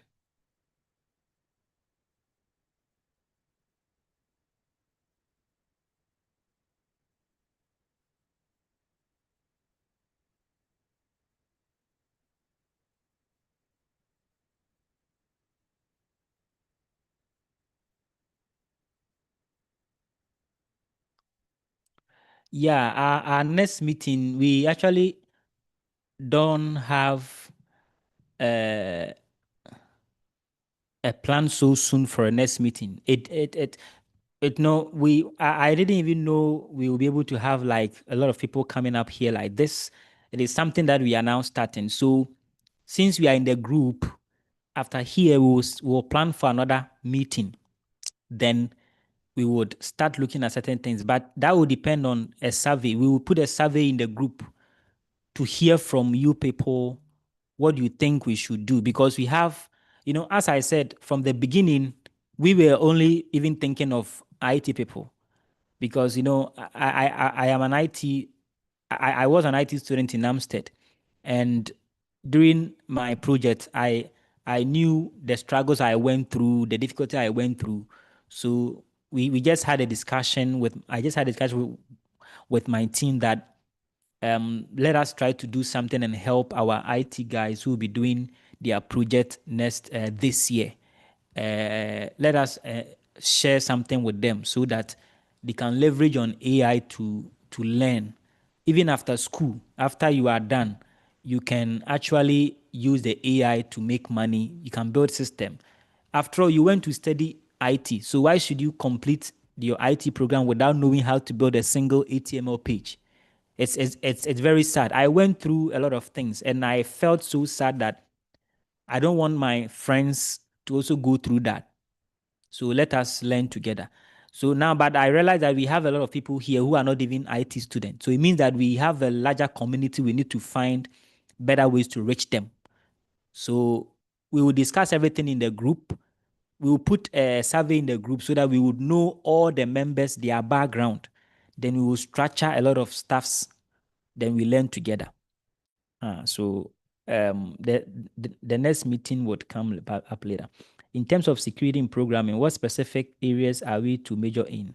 And can you suggest ultimate application for debugging, and how can AI in debugging code? So, today we have VS Code. At first, VS Code never had a chat assistant. I tell you the truth. As an IT student, I wasn't familiar with VS Code until last year, September. I tell you. Because when I open VS Code, it becomes so vague on my eyes. I don't know even where to go because it looks like the application. But sometimes when I open the application and I don't know what to do, because now AI is in existence, I'll just go and ask ChatGPT. I want to understand how to use this particular application. I just don't know anything about it. Can you help me? Then it will start teaching you, okay, this. Then you'll be reading more onto it, then you become familiar. Now we have VS Code, which is the basic coding environment for every computer guy or a programming person. Every programming person uses VS Code. So in VS Code, now we have a lot of AI applications integrated inside. We have the GitHub Copilot. GitHub Copilot is your code assistant for VS Code.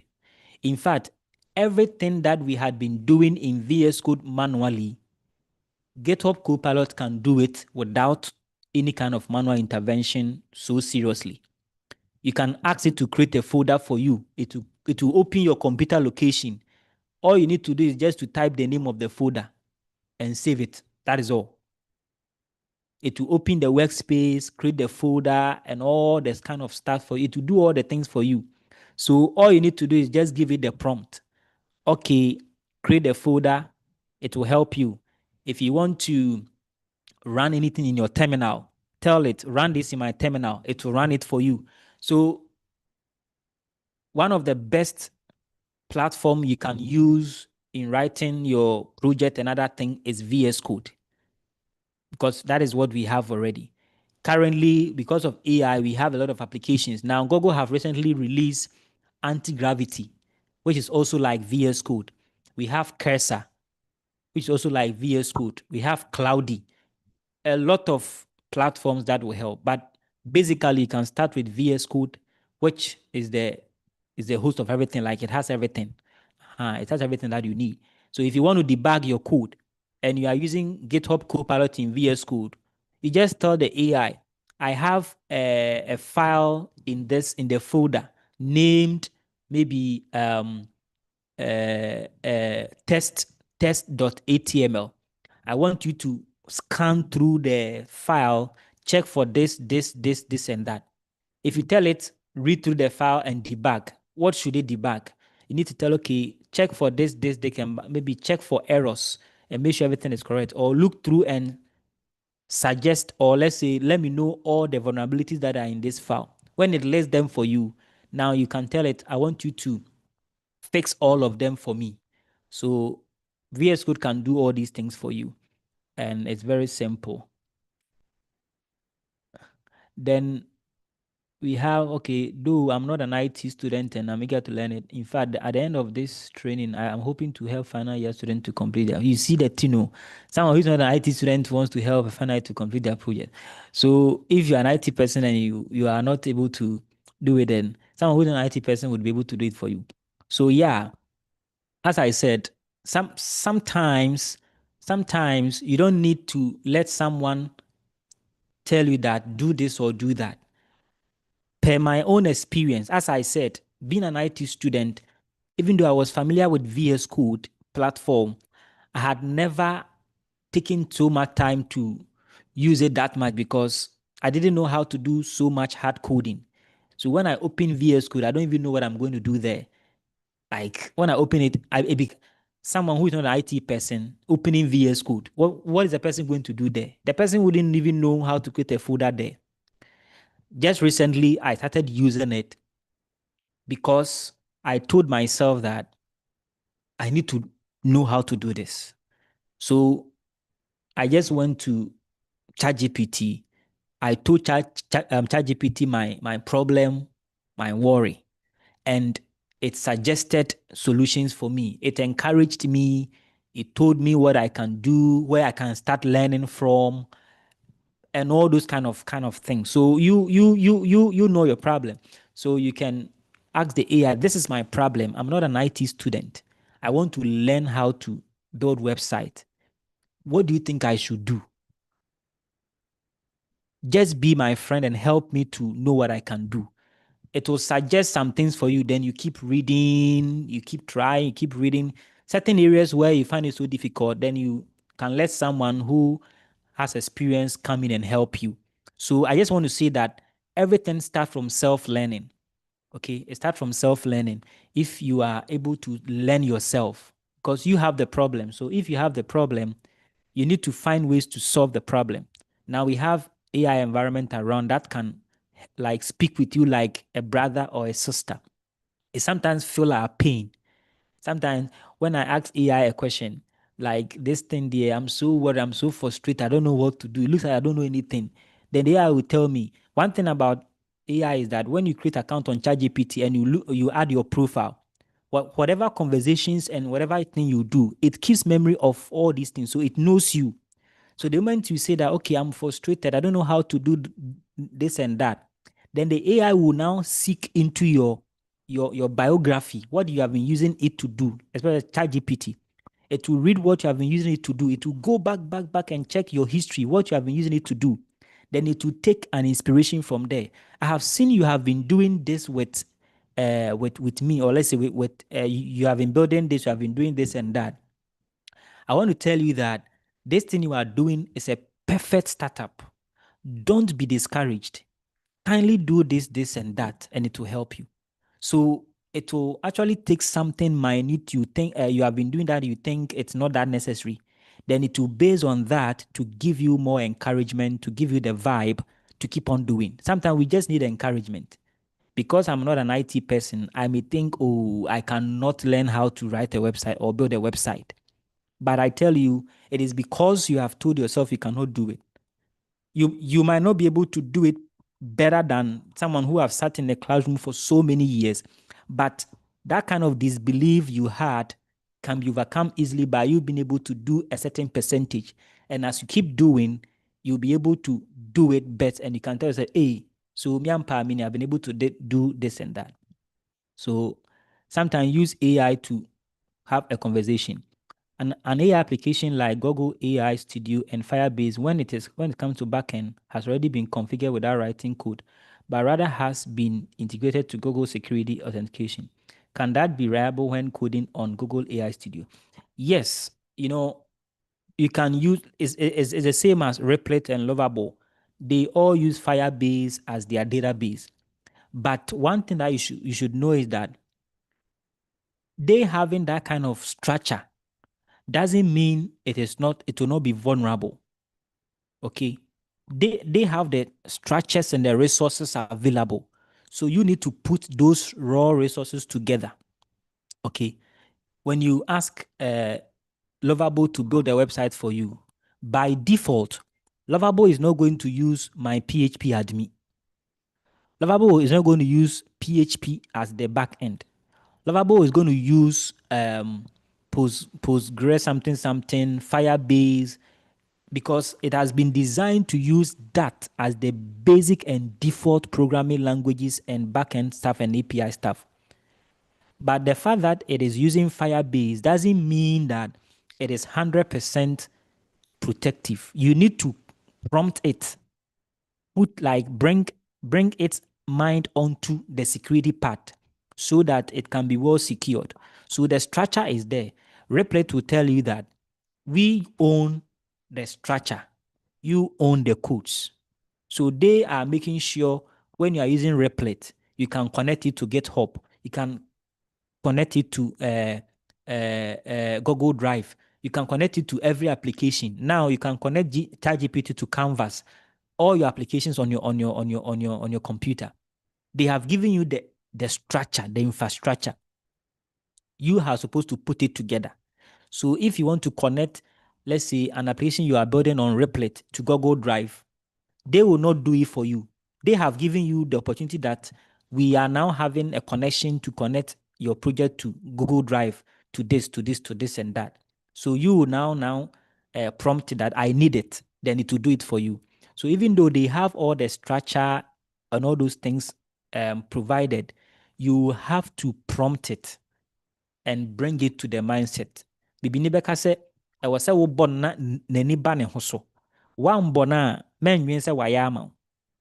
That is one thing about vibe coding.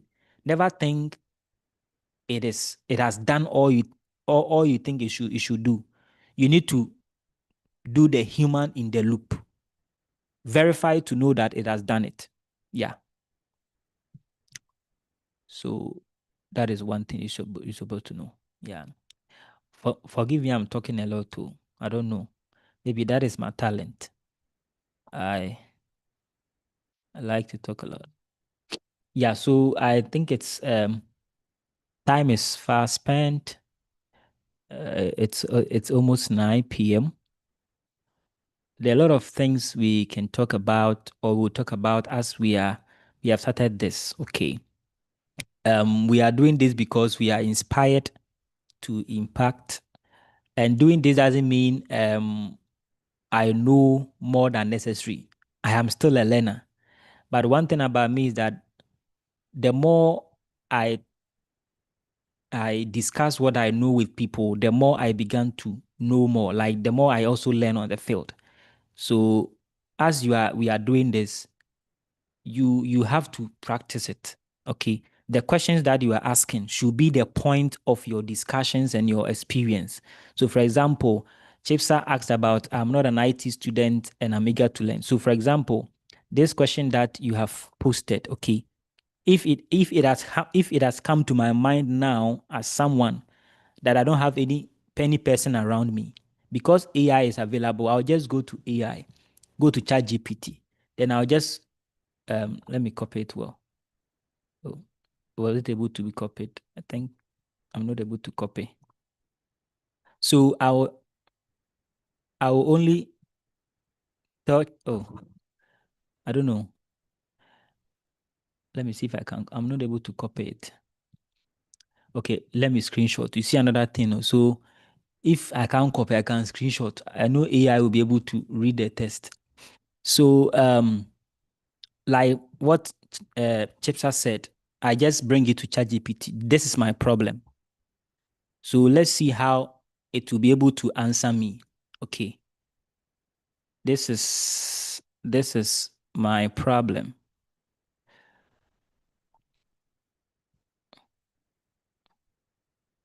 Just take AI as a half human being. Like the way Jesus Christ, he was half God, half man. Let's say, no, fully man, fully God. So take AI as a fully man, a fully AI. So sometimes when you are finding something difficult about knowing something, just go and pour your ardent prayers to AI. You can cry to AI. He will console you. It will console you and it will give you certain advices. So you see, here are the clean, correct version. Okay. Now, I'm able to get so it has copied for me. So now I've gotten it. So let me create a new tab so that it will be able to understand what I mean. I want to learn blah, blah, blah. So I just give it this one and see, let's see what it's going to do, if it's going to give us certain advices. Sometimes there are certain things you need not to let somebody do for you, especially if even you are not an IT person. You want to convert a PDF to Word, and you'll be looking for an IT person to convert PDF to Word. If care is not taken, the person would, how do I say preach on? The person would collect money from you and go to the internet and convert it from PDF to Word. But you can ask AI, I want to convert PDF to Word. How do I do it? It can even do that for you, or it can even suggest an application for you. Then you can learn that application to do it. So there are certain things you are supposed to try your best to search for. So he said, love that mindset. If your end goal is helping final year student finish project, you don't need to be an IT student. You need a repeatable system. Understand the basics plus know the common project pattern. Use AI the smart way. So what you need to learn, 20% that on loss. So project fundamentals. So you don't get low requirement. What the system must do, database basic. So it can give you some suggestions. Then you can still prompt it. Okay, do that, do this, do that. So by the end of you having the conversation with the AI, at the end you leave the conversation, it will be able to give you a certain guideline. So the part of it that needs you to speak with somebody. So when you go to somebody to speak with the person, you go with something. You not go with a tabula rasa. I remember I wanted to speak with a professor here, and I actually didn't know what to do or what to say. So I had to go to ChatGPT and give it my mindset. This is what I want to do. I want to start a research project on this and that. So give me ideas on what I'm supposed to do and what I'm supposed to know about it. Because the fact that I don't know something, that doesn't mean I cannot do it. So help me to understand it so that I can present myself well, have the knowledge of that particular thing. And it gave me idea to the extent that at the end of the conversation, it told me that should I wait for you? Should I wait for you after the meeting with the person so that you give me the feedback, then we do the next thing? So it was speaking with me like a human being. So it was like putting itself in my shoes and making sure it is monitoring whatever that we are going to do. So it gave me all the nitty-gritties, the ideas. I learned them over and over again. Then after the meeting, I just came back. Okay, I came and this is the response. Then, oh, wow, you are. So it actually had the discussion with someone you are speaking with. Okay, me ko baby, but okay, okay, mention me train wo. Oba bon komona na ikusi and then you all discuss about it. Learn how to use it the better way, and it is going to help you. Vibe with it. That is why the guy said vibe coding. So vibe with it, discuss with it, have conversation with it, and you'll be able to do a lot of stuffs in there. Yeah. I think we have talked about a lot of things here today. If there are more questions, they can be asked. If there are no more questions, I think we would have to end the meeting today and plan for another time. But then most of the practical things we'll be doing, we will not be doing it live.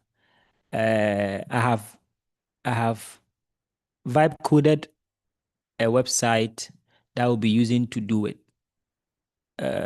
I'll be posting video recordings on there.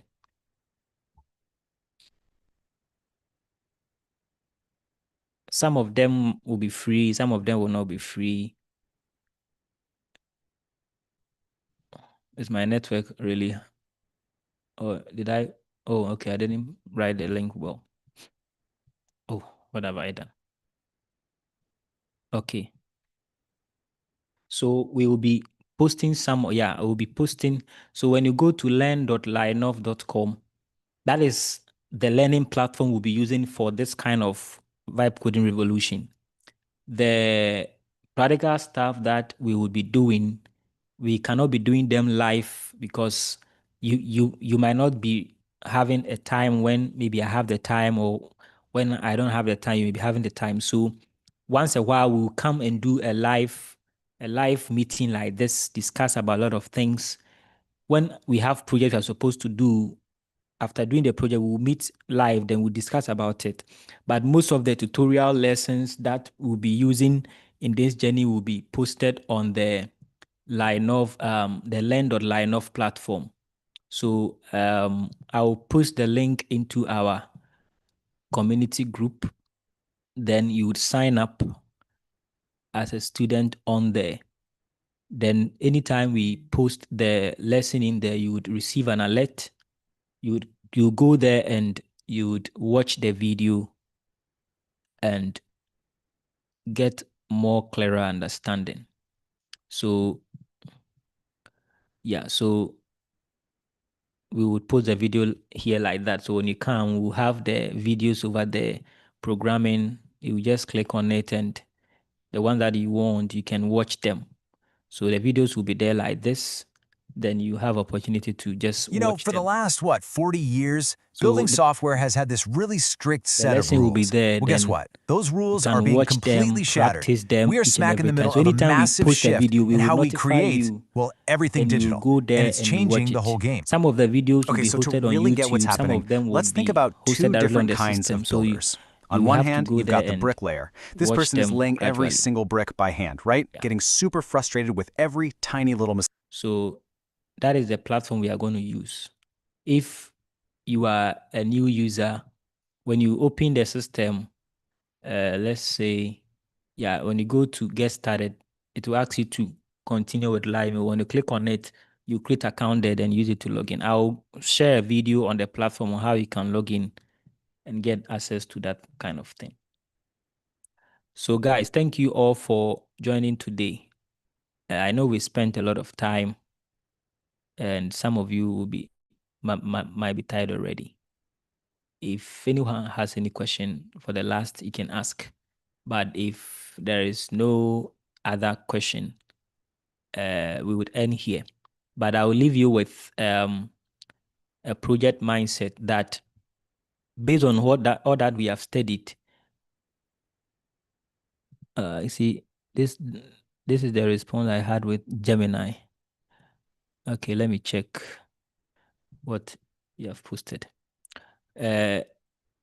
Let's leave this meeting with a different mindset. Okay, to help final year students, you need to understand the full stack, how the front, what is see in the back end, where data is saved together, phase one, the building block front end, project. So even some of these things, when you read and you're not an IT person, you will still be confused because you ask yourself, what is HTML5?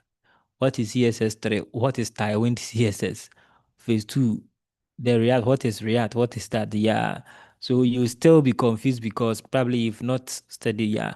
So gradually, as you keep reading, watching videos, joining sessions like this, you realize that, oh, it's not something that is so difficult. You can actually, because the fact that you are reading a program means that you can do this, you can do the other program too.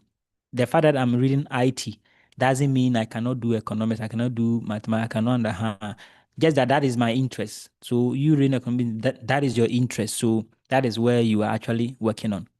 So it means that the same intelligence, the same sharpness can be diverted to also understand other subjects as well. In this world, we can't do one person can't do everything. For that one is sure. One person cannot be a doctor, cannot be a banker, cannot be a pilot, you cannot be everything. You can be multiple things, but not everything. And that is, even if you know how to do everything, you still master one.